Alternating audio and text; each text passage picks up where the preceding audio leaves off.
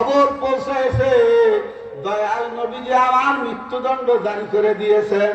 ওয়াল আফওয়া ইনদাহু মাসুল, অথচ নবীর কাছে ক্ষমা আছে অসীম পরিমাণ।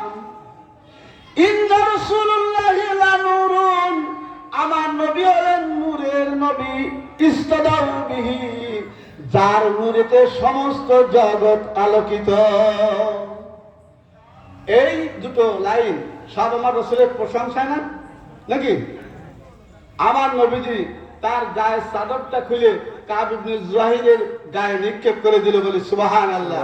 বলেন তো নবী খুশি হয়ে দিয়েছেন না রাগ করে দিয়েছেন?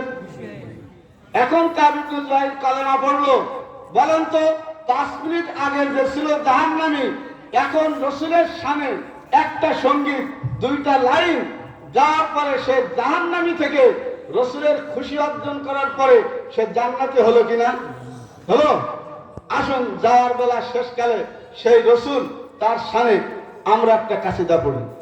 নবীদের নবী আমাদের নবী, বলো নবীদের নবী আমাদের নবী, ভালোবাসে যাকে জগতের সবই।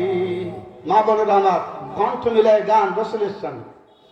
নবীজিকে ডেকে বলে উহুদ পাহাড়ে, ভালোবাসি আসেন নবী আমার ভিতরে।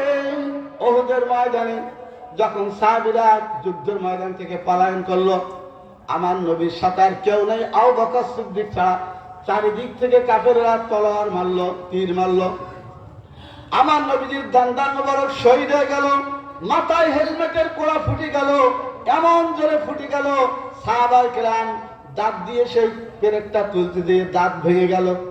তাহলে জোরে